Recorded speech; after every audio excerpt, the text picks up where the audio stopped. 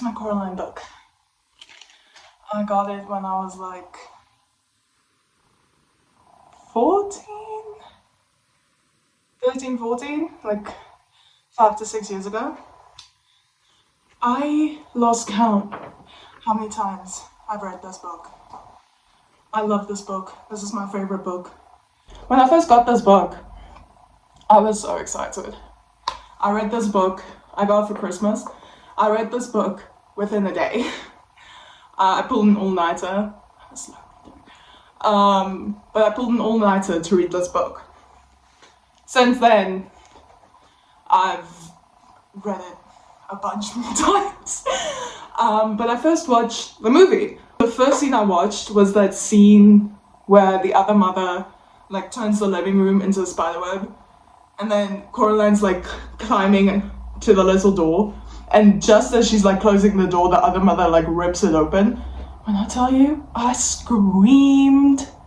I was terrified. Granted, I was 7 or 8, so I was scared. And I'm still, when I watch that movie, which I do quite a lot, I can quote it word for word, a little brag, but anyway. When I watch that movie, when they get to that scene, I am terrified. I know what's gonna happen.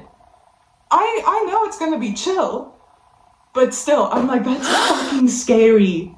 But anyway, back to the book. So the book's name, Coraline, comes from the fact that Neil Gaiman accidentally misspelled Caroline. And he was like, yeah, I like that. He says it in the introduction of the book. I typed the name Caroline and it came out wrong. I looked at the word Coraline and I knew it was someone's name, which is really interesting and kind of funny. I like that he made a mistake and he was like, I'm gonna write a book. And I especially like because in this version, before every chapter they have like a little drawing. It's quite nice. I like when books do that, when they're like, oh, here's a little drawing, enjoy. I like the symbolism of circles or of cycles in the book. It's like the snake eating its own tail. I'm not sure what like the proper name for that is, if there is one. So this little thing, that's called a hagstone. So hagstones were traditionally used as protection. Correct me if I'm wrong. But they say if you like look through the hole, it shows people's true intentions. I actually have a hagstone here. This is my hagstone. It's really big. There's 2 clear indications to the fact that this book has a lot of cycle imagery. In chapter, was it 1 or 2? In chapter 1, Coraline is exploring the house and she says, after about 10 minutes of walking, she found herself back where she had started. And this is the first time it happened. The second time is when she's in the other world and she's running away from the other mother, and suddenly everything just goes blank. So everything falls away and she says there was no ground beneath her feet, just a misty, milky whiteness. And then she keeps walking with the cat and eventually she comes back to where she started. It kind of implies that you can't run away from situations, you have to face it head on, because it's always gonna pull you back. And the other mother, I like how she deflects a lot. So she says here, yes, said the other mother, it wasn't the same here without you, but we knew you'd arrive one day, and then we could be a proper family. Would you like some more chicken? So she says something and then immediately changes the subject, so you don't really have time to really think about what she said because you're focusing on the question. And she does this quite a lot. When Coraline said she didn't know she had another mother, the other mother says, of course you do, everyone does. After lunch, I thought you might like to play in the room with the rats. So again, she doesn't give you time to think about what she said previously because she immediately changes the subject. And that's an interesting way of showing that she doesn't quite want you to think about what she's saying, but also not instantly giving you like creepy vibes, you know? There's also a lot of parallels drawn between Coraline and the other mother, especially in chapter 1. There's the image of Coraline in like a little hallway with a shadow, and it says Coraline, who was standing in the doorway, cast a huge and distorted shadow. When you go to the part, it says she looked like a thin giant woman. So this is what the other mother looks like. And then when we go to the description, only her skin was as white as paper. Only she was taller and thinner. Only her fingers were too long and they never stopped moving. And her dark red fingernails were curved and shaped. I also think it's quite interesting how she's supposed to resemble Coraline's actual mother, but there's just like this little thing that's off. And I think it's in regards to chapter 1, where Coraline is bored and she asks her mom, what should she do? And her mom's like, just whatever. Then there's a part where she's like watching a nature documentary, and the nature documentary is talking about protective coloration. And I do think that's what the other mother is doing, but there's a reason why it's coloration protection. Because it's not stated outright, but there is some things that imply the other mother isn't the only monster in the house, especially when Coraline goes through the little door. There was a cold, musty smell coming through the open doorway. It smelled like something very old and very slow. Now, the reason why this, I feel like, doesn't apply to the other mother is the fact that the other mother isn't slow. And also, if you look at the children, I think the oldest of the children that she's stolen is from the Victorian age. And in the grand scheme of things, that's not necessarily very old. Even in the book, the transition from Coraline being in her house and going through the little door and ending in the other world, it's very quick. Especially because the chapter, the first sentence in the book, Coraline discovered the door a little while after they moved into the house. So it's a very quick progression, which I also feel like is why the very old and very slow part doesn't apply to the other mother. So I think that's why when the book talks about coloration protection, it's regarding the other mother, implying that she changes shape to protect herself. She changes into her victim's mother to protect herself. And in the movie and in the book, there's a correlation between the other mother and spiders.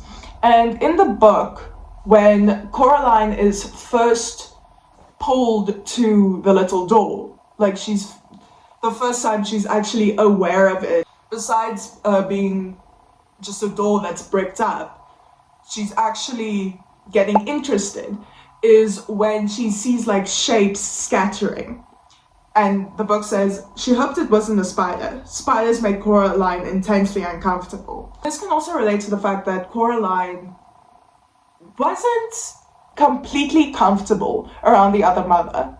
In the movie, she's almost immediately taken in. She's immediately safe around her other family. But in the book, she's a lot more hesitant. And in the other world, there's a constant juxtaposition between something that's uncomfortable and something that's pleasant.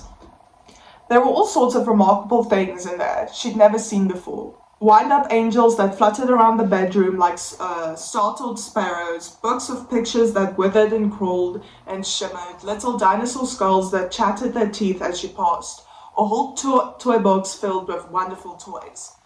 So it's fun. It's a fun thing for a little kid, these toys that come to life, but this is juxtaposed by the fact that she describes the color of the room as an off-putting shade of green and a peculiar shade of pink. So it's the same thing as the other mother saying something and then immediately changing the subject. Everything in the other world is slightly off-putting, but it's trying to hide that fact, which also goes back to coloration protection. And there's a part at the beginning of the book which, when I first read it, I was like, okay, why is this in here? The more you read the book, you realize, wait, this makes sense. Because she says, she flipped through a book her mother was reading about native people in a distant country. How every day they would take a piece of white silk and draw them in wax, then dip the silks in dye, then draw on them more in wax and dye them some more. Then boil the wax out in hot water, and then finally throw the now beautiful cloths on a fire and burn them to ashes. And this could point to the fact that the other mother, she pulls in these kids with all these beautiful things, only to steal from them and leave them in the dark. Which, one of the saddest drawings in this book is this. The children. That's one of the saddest parts of this book. Honestly, those little kids. As someone who loves kids, that makes me really sad. I'm like, I just want to hold them and hug them and make sure everything is okay. But to make you guys feel better, at the end of the book, they get there happily ever after. So that did make me feel better. I've also always wondered why the other mother and the other father and everyone in the other world has buttons for eyes. And, well, obviously it's to show that they aren't real, but also, I'm sucking these shit out of my thumb, man. Anyway.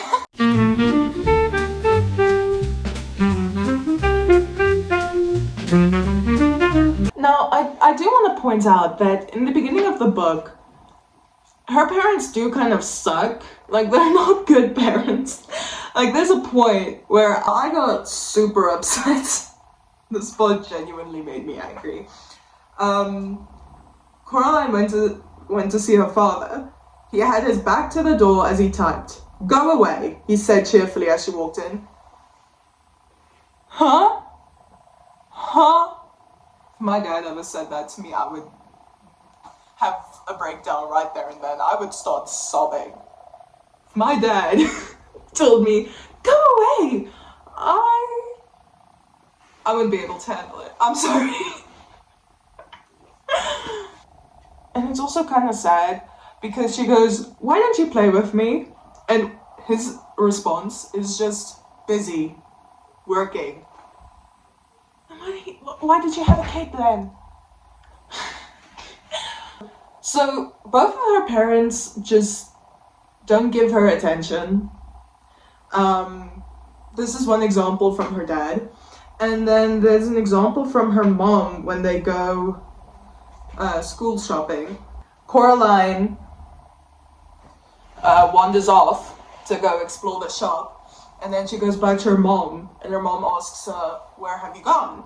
And Coraline says, "I was kidnapped by aliens. They came down from outer space with ray guns, but I fooled them by wearing a wig and laughing in a foreign accent, and I escaped." And her mom's only reply was, "Yes, dear. Now I think you should do with some more hair clips, don't you?" And I think that's why she was so susceptible to the other mother, because her parents didn't give her the attention that she needed, and the other mother did. But I do want to point out, in the book, there's a part where Coraline's father and her go to like this junkyard just to like, play, and her father notices that there are bees like attacking them, and he tells Coraline to run back home. And she does, and when she's up the hill, she turns back and sees her dad is getting stung by the bees, so she could get away. And somewhere in this scuffle, he loses his glasses. And the next day, he goes back to find his glasses. And Coraline asks him, "Aren't you scared?" And he says, "Bravery isn't the lack of fear, but rather the action in spite of fear." And interesting fact, I think about that a lot. I think that is a cool ass line. That kind of popped up with that one. I'm sorry. And I feel like not only did Neil Gaiman put that in the book to give Coraline kind of an incentive to face her bravery, but I also think he put it in the book to show that despite her parents' emotional neglect at the beginning of the book, they aren't bad parents. They're just, right now, the whole book is kind of chaotic in a way. And that's why the parents are quite emotionally neglectful.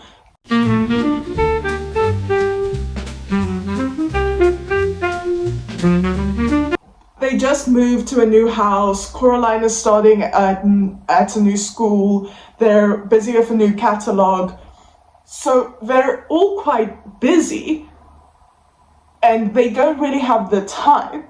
And I feel that they aren't necessarily bad parents. Obviously, you can disagree with me, but I feel that they aren't bad parents. I just think this is a bad time. And the topic of neglect is also shown through the house. When Coraline is exploring the house, or the gardens, she talks about the tennis court. And she says, at the very back was an old tennis court, but no one in the house played tennis, and the fence around the court had holes in it, and the net had mostly rotted away. So this also shows that not only is her emotions neglected, but the house itself is also kind of neglected. And there's also a rose garden that has wilting roses and a fairy ring with like toadstools that smell really badly. Interesting fact, I was making notes in my book and I was gonna write tennis court. I accidentally wrote tense court and it made me laugh because I was like, what? The court is under so much pressure, it's just tensing up. I thought that was quite funny. Another horrifying aspect of this book is the other mother's hand. Now in the movie, they made her hand out of like needles. So when the hand got chopped off, it was kind of more visually appealing because it wasn't a human hand. In the book, it's a human hand. The implication of that is terrifying. I'm sorry, what do you mean? What do you mean her hand was just chopped off? She just did that. Like, I get it, she's not human, but still, that's... If I saw a human hand, like, crawling to me, I'm sorry, I wouldn't be able to do it. I have an irrational fear of zombies, so I think seeing a decapitated hand would send me off the deep end. Another interesting fact is Wybie was never in the book. The reason why he was in the movie is Coraline is, she thinks a lot and she constantly talks to herself.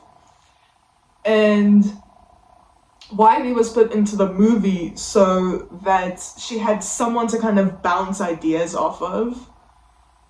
And he also kind of the role of the cat is kind of split between Wybie and the cat itself, because when the cat is first introduced, Coraline says its voice sounded like the voice in the back of Coraline's head, the voice she thought words in, but a man's voice, not a girl's. And this could also imply that the cat is kind of like the Cheshire Cat in Alice in Wonderland. It kind of works as your consciousness, your guide, your inner self. But also that cat's kind of... he's catty. Coraline is also quite smart for a girl her age. I'm assuming she's like between 10 and 13. Especially when she's trying to beat the other mother.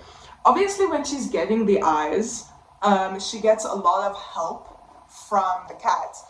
But when she gets the snow globe with her parents in, she treats that really, like, she's really smart in that moment, where she's like, okay, the other mother isn't gonna open the door, even if I win this game, because she wants me here, she wants my eyes. So I have to trick her into opening the door. And I think that's cool. I think Coraline is really cool. The other world acts a lot like the antithesis of the real world, in the fact that whereas Coraline's actual mother and father are quite dismissive of her, the other mother and father are really interested in her. Where the real world is boring, the other world is really interesting. And everything is just kind of better in the other world. Except when everything hits the fan. But I think the other father is the opposite of Coraline's actual father. Because obviously the other father isn't a monster. He's created in the image of Coraline's father. The other mother created him. But she can only make the opposite. So, whereas the other father shows that he can be brave, the other father does whatever the other mother says. Which, I mean, you could also argue that it's because she's his creator and she kind of controls him. But I think there could also be a parallel between the other father and her actual father. Another horrifying part of this book is at the end in the empty apartment. Let me read you that part. Ooh, it was terrifying. In that dim light, it took us several seconds to recognize it for what it was. The thing was pale and swollen like grub, with thin, stick-like arms and feet. It had almost no features on its face, which had puffed and swollen like risen bread dough.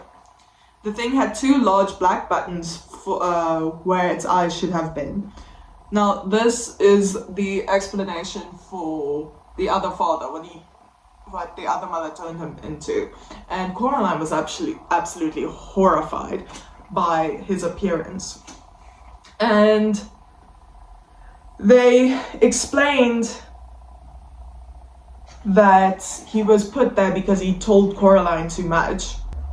And he is like begging her to leave because he's like, the other mother is making me hurt you. And Coraline's like, no, be brave, which also points to her father, but be that as it may. And then this part comes up. Alas, it said, I cannot. And it lunged across the cellar towards her then, its toothless mouth opened wide. Coraline had a single heartbeat in which to react. She could only think of two things to do. Either she could scream or try to run, and be chased around a badly lit cellar by the huge grub thing, be chased until it caught her, or she could do something else. So she did something else. And so what she decided to do is pull off the thing's remaining button eye, which also, horrifying visual. But anyway, then it goes on. The thing froze in place. It threw its pale head back blindly and opened its mouth horribly wide. And it roared its anger and frustration. Then all in a rush, the thing swept towards the place where Coraline had been standing. But at that point, Coraline was no longer there. She went up the stairs and she's trying to be quiet so it doesn't hear her. And I think that's where the movie kind of interpreted the web scene. But then the other father, he hears her and he chases her up the stairs, and she describes it. For a moment it swayed and seemed to be gathering its wits. Then, fast as a serpent, it slithered for the steps and began to flow up them towards her. Just imagine, quickly, close your eyes.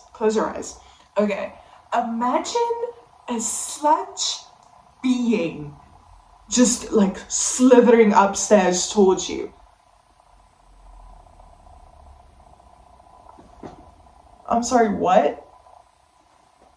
Genuinely, as much as I love Coraline, and as much as I said that she has made me the person I am today, I think if I was in her shoes,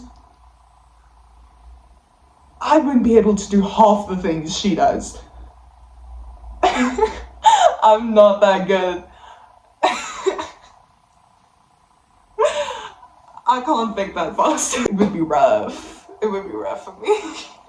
But at the end, you know, the day is saved, everything is good. The hand and the key is thrown down the well.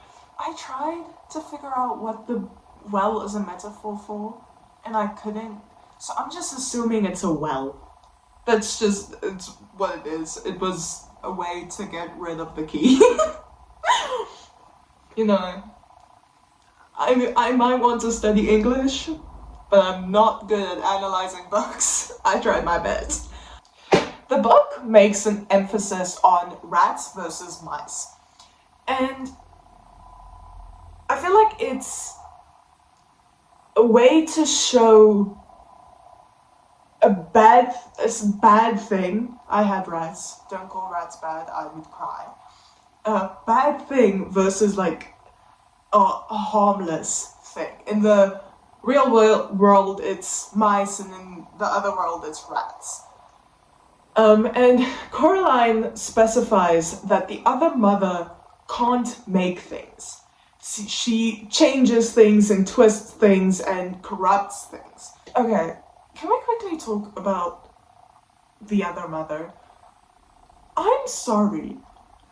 I get you're trying to like trap this kid, but why do you have to be so scary from the bat? Like, when Coraline sees her, she's like, "Oh, you're ugly," and I get it. She looks like a monster, and I'm like, couldn't you just make yourself look like a human? And also, like, the room is painted in ugly colors that make Coraline feel uncomfortable. And you know, Babinski, the other Babinski, oh my gosh, I can't. He was so scary. He gives off this vibe, and if you've read the book, you know exactly the vibe I'm like talking about.